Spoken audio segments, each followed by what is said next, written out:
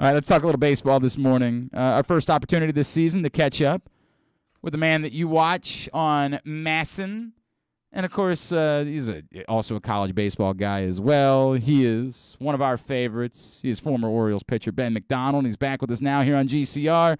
Ben, it's Glenn and Paul. It's always great to catch up, my friend. Thank you for taking a couple of minutes for us. Yeah, I'll tell you what, always good to talk to you guys. And, man, glad to be back in Baltimore. Called the game yesterday by remote, of course. And we're going on an off day today, and we'll call another one tomorrow. And so, yeah, man, my first look and put my eyes really on, I've been watching a little bit whenever I could between the college baseball. But the first time I put my eyes on the Orioles yesterday. And so that was exciting. And look, opening day, like 8 or 9 days away, man, for the Orioles. So I'm excited about this year. I really am. All right, Ben, tell me what it is specifically, uniquely, that there are Orioles fans that are sitting back and saying, they're just going to be bad again this year. We're not even going to see Adley Rutschman on opening day because he's banged up right now. That there are fans like that exist at the moment.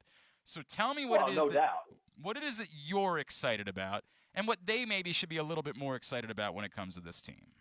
Well, I think the one thing that excites me the most is we got a pretty good look at the future, and we've been talking about that. And I know that doesn't help what happens at the big league level. I get that because, look, I'm a fan like everybody else is, and I've been calling games here for, 8 or 9 years now, and a lot the last 3 or 4 years. And, look, it's tough. As a fan of the Orioles, it is tough to see them get beat over 100 times a year sometimes. It's a hard pill to swallow. But when I see a DL Hall, and I see a Grayson Rodriguez, and I see a Kyle Stowers, and I see a Gunnar Henderson, and I see a Jordan Westberg, and I see these young guys that are top prospects in the organization and some of the tops, obviously, in all of Major League Baseball. I see the silver lining here. While it's been very difficult to watch the last few years, I also see a light at the end of the tunnel, and I'm excited about that from our younger guys and what we got to see in camp this year and what's coming forward. Having said that, I think there's some great storylines out there at the big league level this year. I mean, obviously the year that Cedric Mullins had, right? Can he approach that again this year? John Means, will he put together a healthy season this year? He's one of the best pitchers in baseball, obviously, the first half of the season.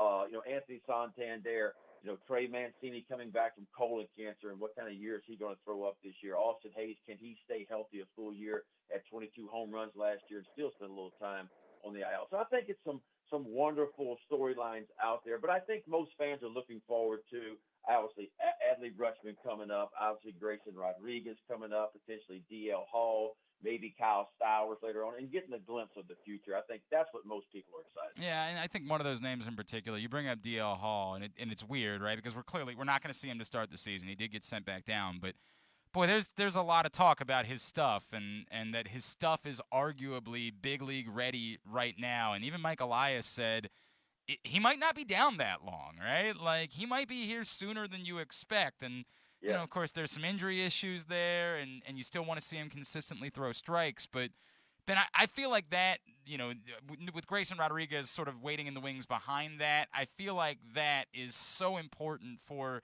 everything the Orioles are doing, because you can look and say, hey, the pieces might be there, lineup-wise and in the field, that you can put together that type of team.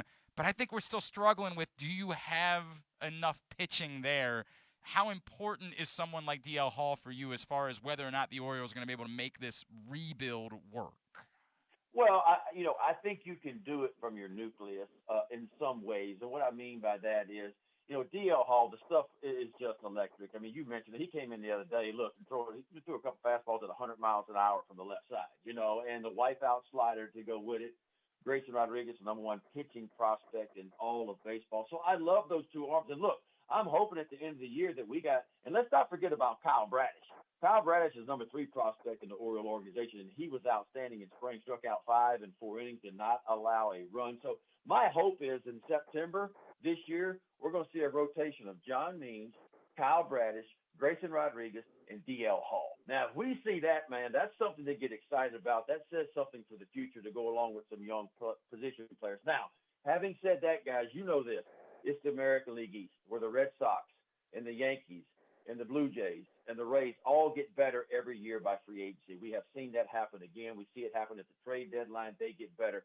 The question for me for the Orioles is, are they going to go out and put this team over the top? Because you can only get so far with your nucleus. And I will tip my hat to Mike Elias. They have done a wonderful job injecting talent into this organization. But you still got to go out if you're going to compete, in my opinion, in the AL East, and you got to nab a couple of big-time free agents out there. The question is when do you go do that? Right. You know, is this time next year or this coming off season, is that the time to put the Orioles over the top and really go nab a couple of big-time guys? Because you guys know this. Look, this AL East, man, it's not like competing in the AL Central. It's not. It's a totally different animal. It's like I always tell people, it's like playing football in the Southeastern Conference. Like, you can't be kind of good and compete. Like, you got to be really good if you're going to stay up with Alabama and Florida and Auburn and LSU's of the world every year. You got to be really good. Well, that's the case here in the American League East. So that's the million-dollar question for me, is at what point in time do the Orioles really go out and feel like they have a real shot of winning and go and grab some big-time free agents? As Ben mentioned, again, they're back on tomorrow, 1 o'clock, when the Orioles take on the Phillies on Masson. And if you live elsewhere in the country, that broadcast is also going to be available on MLB Network. So you'll be able to see it there as well. Ben's with us here on GCR. Ben, what you alluded to there, is there an amount of progress, right? Is there something this season that can give you that answer? Like, what do you feel as though, I don't know whether it's a certain number of wins or there's just some sort of line of demarcation that'll say to you, okay, now I know next offseason is the offseason. You need to go spend money. You need to move in the next phase of this. Is there anything, can you gauge that by something that happens during the course of this season? Yeah, and I think it may not be something you gauge so much at the big league level. I think it may be something you gauge. In other words, you mentioned DL Hall. Can DL Hall stay healthy? He had that stress reaction in his elbow, missed all of the season last year.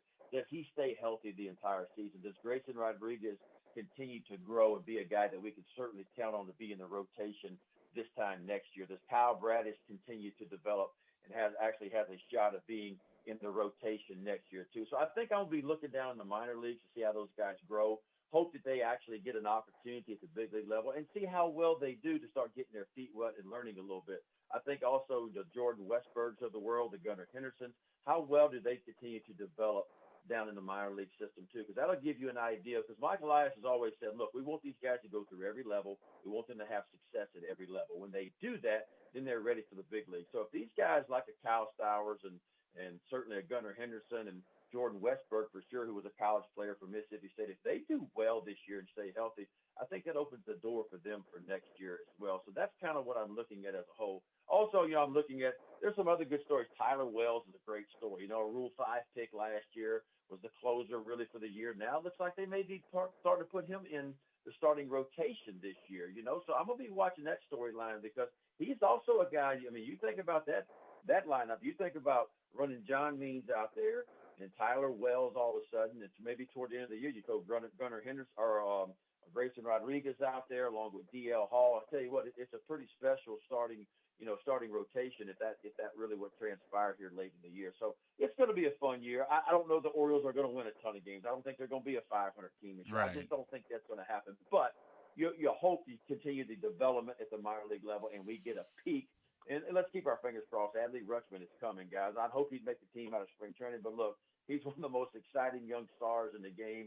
And to have him up, let's hope by May, sometime in May, I'm guessing, I think it's going to be a fun year for the Orioles. Certainly more exciting than what we've had in the past. Ben, how do you gauge that? The expectations are through the roof for Adley Rutschman, right? Mm-hmm. And that if he's not like the MVP of baseball, there's going to be someone who's going to say, well, I thought he was going to be better than, this is what he's dealing with. He's being treated like some sort of baseball messiah.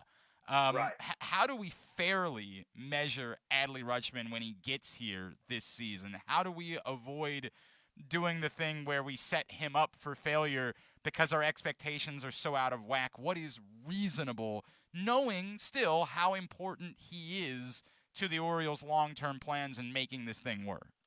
Look, that's a great question. And look, as you know, I had to deal with a lot of the same expectations, being the first pick in the country way back in '89 because the Orioles finished dead last. No doubt. In 1988. And a lot of things were said about me, written about me. I remember I walked in the clubhouse in my first year, and Frank Robinson said, you got to win 20 ball games if we're going to compete. And I remember looking at Frank going, Frank, I just left college 6 months ago. I don't even know how to get big league hitters out yet, and you're telling me I got to win 20 ball games. But that was the expectations for me. So I can relate a lot to what Adley's going through. I would just warn the Baltimore fans, and they're some of the best fans in baseball. Adley Rutschman is not going to come in here and hit 40 home runs his first year. That's just not going to happen. Adley Rutschman's going to have to get his feet wet at the big league level and figure some things out. There'll be some ups and downs for him. There's no doubt about that. But Adley Rutschman is not going to be a huge difference maker. In other words, with Adley Rutschman in the lineup of Orioles, all of a sudden, that's not going to mean the difference in 20 wins on the season. It's just not. Having said that, he can be a big part. And if he lives up to what we think he can live up to, he's going to be a guy that plays in the big leagues for a long time. Now, does that mean he averages 30 homers a year, 20 homers a year? I don't know what that means. We don't know yet. But I love the fact that he's a switch hitter. I love the fact that from a defensive standpoint, he's as good as anybody that I've seen. I saw him play his freshman year in the College World Series. I saw him play his junior year. And I knew that from a catching standpoint, he was ready to catch the big leagues when I saw him. Sure. I think the bat really came alive last year, and him being a switch hitter and the way he handles a pitching staff, he's going to be a big difference maker. There's no doubt. But we're going to have to be patient with Adley and understand, the light bulb flickers for a pitcher at the big league level, about 150 innings under your belt. For a hitter, it's typically around 600, 800 at bats is when the light bulb really flickers. Now, he'll flash brilliance in between that, I'm sure, but we can't put too much expectations on Adley. It is going to be, he is a big part of a puzzle, a big piece of that puzzle, but he's not going to make the difference in 20 wins on the season for sure. Is there anybody else that you that doesn't get the same amount of attention, right? And you brought up obviously a couple of these names, but is there, a Mateo? Is there somebody else that you're looking at and saying, man, I'm really interested in seeing if this guy can make another jump and maybe someone that we aren't necessarily planning around as part of the long-term picture might prove to be someone. I mean, look, Richie Martin's had a hell of a spring, right? Like, Yes. is there someone like that you've got your eye on in particular this season? Yeah, there's several guys that I'm really looking at, and it's in the infield. You mentioned Jorge Mateo, a guy that's never really gotten a lot of big league at bats in his career. He only had 107 at bats last year, but yet he hit 280. Elite speed, we know that. He can really cover some ground. He's got a good arm. And I think this is another evaluation period for Mike Elias and some of these middle infielders. He's going to look at, do these guys really fit into the future of where we're going? And I think it's a big year for Mateo to see. I think Ramon Urias, right? I mean, Right. look what he did last year. First time he really got a lot of consistent big league at bats. He hit 280 last year, was able to play a couple different positions. So I think those two guys stand out for me more than anything to see if they really fit into the future of the Baltimore Orioles, because we know what's coming behind them in Jordan Westberg, and we know what's coming behind them in Gunnar Henderson and those types of players, and Connor Norby, who was a second-round pick last year, the second baseman. We know what's behind those guys. So I think it's a big year for those guys in a lot of different ways. We know what Chirinos' role is going to be this year. It's going to be to toodle a lot of way and to get Adley Rutschman going a little bit. Can Anthony Santander bounce back and be the guy that he was in 2020, And I think Ryan Mountcastle, I love Ryan Mountcastle. He's going to strike out. That's what he does. He's going to strike out a little bit, but I think the dude's got a big ceiling. I really do. I mean, he hit 33 home runs last year as a young player, just figuring this league out for the first time. And you remember the start he got off to. It was not a good start. Right. Yet he still, people, look, some of the media was asking Hyder in April, was like, do we need to send No, that's a great Mountcastle point. down? Yeah. Does he need to go down? And Hyder keeps saying, listen, he's a young guy. We're going to have these ups and downs. But you turn the numbers in, he's got 33 home runs. To me, he's a dude that's going to hit you 30 to 40 every year if he gets 550 at bats. So I like that dude. So, look, there's a lot of potential here, guys, but I will agree with you on this. I think the pitching is the key for the Orioles, and the Orioles have had the dead last ERA in all of Major League Baseball 3 of the last 4 years. There's going to have now moving the ballpark back, and that's a different subject, and changing left field. That's going to help a little bit. I'm not denying that, but I think still the pitching's got to get better. I think the bullpen's got to get a little bit more consistent. I love the prospects that are coming, but I still think, and I'm going to say this again, that the free agent market next year is going to be big for the Orioles to go hammer out some big time free agents. All right, let me wrap with those two real quick, Ben McDonald, before I let you go. You mentioned the wall, moving the fences back. How significant do you think, like for someone just watching the game at home, do you feel like we're going to be watching and like we're going to be like, wow, this is drastically different than what we're used to? Or is it really still going to be largely the same thing, just maybe a couple of balls every now and then that end up going for doubles instead of home runs? Yeah, I think there's a couple different ways to look at it, and I think in one way it benefits the Orioles. And let me say this, because Austin Hayes is going to play left field. He's really a center fielder. Left field, all of a sudden at Camden Yards becomes the toughest field to play defensively because it's a lot bigger out there. If you'll go back to 92, Brady Anderson played left field when I was with the Orioles when we opened up Camden Yards, not because he wasn't a center fielder. He was as good or better than Mike Devereaux, but Johnny Oates felt like left field was a harder position to play at Camden Yards. It's really true now. And so Austin Hayes having out there, that's going to benefit the Orioles because he can really go and get it. It's going to save home runs. I mean, look, there's been some studies showing that it's going on a year about 50 home runs is what it's going to save in a typical year out there between the two teams that are playing visitors and of course, the Orioles. But I think it puts a part of excitement into the game now because you talk about saving 50 home runs, but some of those balls would land in the ballpark, and all of a sudden we got doubles and triples out toward left center field. That's going to be a little different element as well to it. So we don't know exactly how it's going to play. I just know there's going to be a few less home runs, but there's also, I think, going to be a few more singles because now the left fielders will play a little bit deeper, and the ball can drop in front. And your ball gets in your gap. And, we never saw triples in left center field ever. We'd see them in right center field in Camden Yards, but you're going to see triples in left center field with that little nook, that little cranny out there. Now you're going to start to see some triples out that way, too. So I think it's going to be exciting. It's different again. Camden Yards has stood the test of time. Look, 30 years, and to me, I don't say that because I work for the Orioles. I say it because I still think it's one of the coolest ballparks in all of Major League Baseball. And for me, this just makes it a little bit more different than everybody else. I hear you. I just hate the jut in left center. I can't hide from it, man. I hate the jut. Yeah, it's different. Look, I agree with you. And I'm a little bit concerned because if the left fielder runs out toward left center field wide open space and a fly ball, look, it is a corner there, dude. And we're looking at the ballpark yesterday from the press box, and they're putting the padding on the wall. Well, right behind that 6 inches of padding is nothing but concrete. And I get worried that our left fielder or anybody's left fielder runs wide open to the gap out there. And look, it ain't hitting, you hitting a corner back there where you got nowhere to go. So it's going to be interesting to see how it all plays out. It's going to take some weird hops out there. We hope everybody stays healthy, but it's just something a little bit different. And I think it's going to be cool, but it's going to be interesting to see how it plays out. And then my last one for you, there's been a lot of talk about Trey Mancini and, of course, the Orioles going to arbitration with him. And I don't know what's going to happen, and I certainly understand that there are very emotional opinions to be had. But, Ben, what I keep coming back to is knowing you're probably not going to be able to get a ton for Trey Mancini in a trade. Look, most teams believe they have their own Trey Mancini. His skill set is just typically not what's in demand as far as the trade market in Major League Baseball. Is there something to be said for a young group of players and what having a Trey Mancini around in the future could do for them as far as leadership, what that can do to set the clubhouse? Is there something about that could make him maybe even more valuable than just from a sheer baseball standpoint what we think Trey Mancini has to offer? Oh, look, Trey Mancini's the salt of the earth, and what that guy went through and battling his way back and putting together a full season. As a player, that's enough inspiration for me as a player to want to hang around a dude like that. I respect the hell out of him as a player just for that, right? It's kind of like when I was playing with Cal Ripken. Cal went out there every freaking day to play.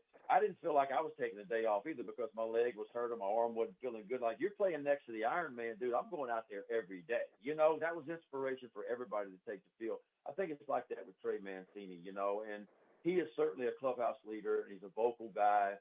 He's a guy that you love to have around. So he brings a lot of value to a young team. There is no doubt about that. Now, having said that, because we're not having pitchers aren't hitting and we're DH across the league this year, it does open his value up a little bit more this year than what it has in previous years, where obviously only the American League had DH type players like Trey Mancini, and now he can go to any of the other 29 teams out there. So maybe it does open his value up. Personally, I'd love to see Trey Mancini stay, but I do get where baseball is and where the Orioles are right now. It's unfortunate about the arbitration thing, but look, that's just the business side of things. That's the way I look. I went through the same thing, guys. I mean, the Orioles took me to arbitration, and it's a very similar situation to where we had a 95 year that started late, and my arbitration case actually came up during the season here in Baltimore in April, and I had to go to an arbitration panel that morning and hear the Orioles tell me how bad I was and how I didn't deserve this money and all this kind of stuff. And here's the funny thing, guys. It actually happened on a day that I was pitching at home that night against Seattle and Randy Johnson. And here's a funny story. After I listened to him tell me how bad I was for 2 hours, and, of course, Scott Boras gets up and and does his spiel on my side. Roland Heeman, the GM at the time, taps me on the butt as we're walking out and goes, "Hey, go beat Randy Johnson for us tonight." And yeah, look, yeah, thanks, Roland. I threw a complete game. Randy threw a complete game. I think I got beat 1-0, you know. And so that was a hell of a day for me, you know, to get him tell me how bad I was, and then Roland taps me on the rear and says, "Hey, go beat Randy for us tonight. You can do it," you know. And so what a weird. but look, I didn't take it personally. It did hurt my feelings at the time when you hear people talk about you like that. You're like, wow. But you understand that it is just part of the process. And so, I mean, look, I don't think there'll be hard feelings either way. It's just part of business. It's a weird sport sometimes, man. It's a weird deal. It is. At Real Ben McDonald on Twitter is how you follow him. And again, tomorrow on Masson and in the rest of the country, you can see it on MLB Network as well. Ben, always appreciate you, my friend. Love our conversations. Thank you for doing this. Yes, sir. This morning. Take care. Good talking to you.